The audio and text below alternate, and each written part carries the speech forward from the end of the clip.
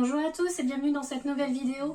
Donc aujourd'hui je vais parler d'un sujet où je reçois visiblement régulièrement la question et qui est quelque chose qui vous intéresse, c'est comment doucher son chien. Donc déjà dans un premier temps je vous invite à nous rejoindre sur Instagram où on peut plus facilement communiquer par message privé par exemple et où vous pouvez suivre un petit peu notre petit quotidien à travers les stories et les posts. Donc je vous invite à nous rejoindre là-bas. Donc pour la vidéo d'aujourd'hui, on va parler de la douche d'un chien. Donc j'ai essayé de filmer du mieux que je pouvais la dernière fois que je les ai douchés. À savoir que quand même la douche c'est pas quelque chose qu'on recommande de faire trop régulièrement.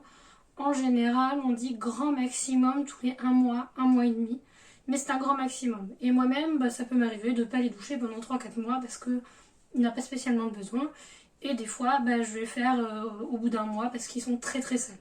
Donc il faut s'adapter, mais il ne faut pas devenir non plus un parano à doucher son chien tous les mois, toutes les 3 semaines. C'est pas du tout utile et en plus c'est pas bon pour leur peau de trop les doucher. Donc je vais essayer de faire ça sous format de voix off. J'espère que ça vous plaira, j'espère que ça pourra vous aider. Après je vous avoue, j'ai rien révolutionné sur comment on douche un chien. C'est juste moi la façon dont je procède et si ça peut aider certains, tant mieux. Donc c'est parti. Donc dans un premier temps, pour doucher son chien, bien évidemment, il faut le mouiller. Donc pour ça on utilise de l'eau à température tiède à chaude, mais voilà, ça ne doit pas être brûlant bien évidemment. On commence par mouiller les pattes et puis on remonte sur le haut du corps progressivement. On évite de mettre de l'eau dans la truffe ou à l'intérieur des oreilles, voilà. Sur la zone du visage, on fait un petit peu attention. On mouille les oreilles quand même puisqu'il faudra les shampouiner. Et si le chien a des oreilles hautes, voilà, on essaye de ne pas mettre de l'eau dedans, ce qui pourrait être désagréable par la suite.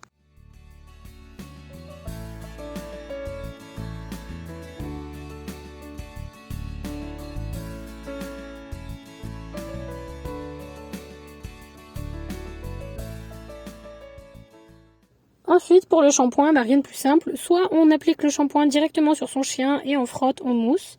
Soit moi, il m'arrive également d'utiliser un gant de toilette ou comme une fleur de douche pour faire un peu plus mousser, que ce soit plus simple, notamment au niveau des pattes. Donc après, c'est à votre guise. Vous pouvez aussi utiliser une petite brosse en caoutchouc, pareil, pour aider à faire mousser.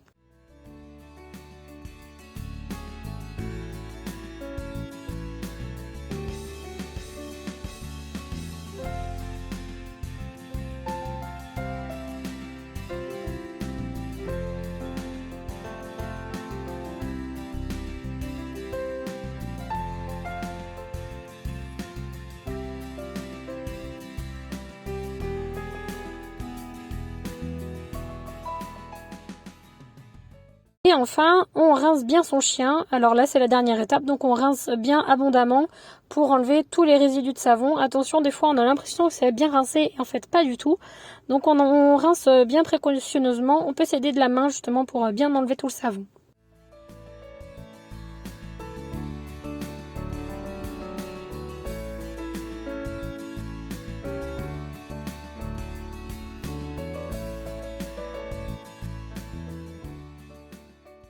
Ensuite, on peut utiliser un après-shampoing. Alors c'est une étape tout à fait facultative et pas obligatoire. Et si on le souhaite, ça peut être bien pour apporter de la brillance ou du volume. Et pour finir, on sèche à l'aide d'une serviette. Donc déjà pour enlever le plus gros, on sèche bien au niveau du ventre, des pattes, des oreilles. On frotte quand même assez délicatement bien évidemment.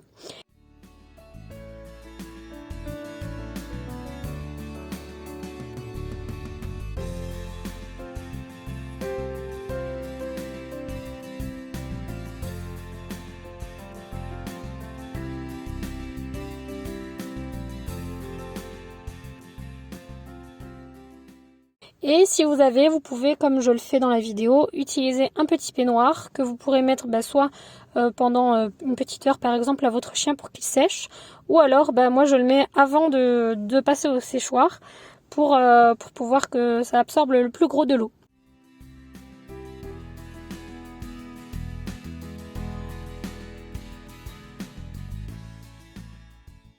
Et enfin, dernière étape, sécher son chien. Donc personnellement, j'utilise un pulseur et je vous recommande vivement d'investir dans un pulseur. Sur Amazon, vous en trouvez notamment mon modèle que vous verrez en barre d'infos.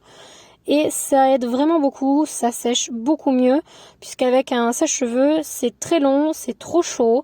Donc on va y passer du temps et on risque de brûler son chien. Donc voilà, j'espère que cette vidéo vous aura plu, aura pu vous aider. N'hésitez pas à me dire vous si vous avez des astuces pour la douche. J'ai vu que ça existait des embouts par exemple pour mettre sur le pommeau de douche. Également on peut mettre un tapis antidérapant si vous avez une baignoire. Ça peut être bien pour que votre chien n'ait pas peur et qu'il ne glisse pas au fond.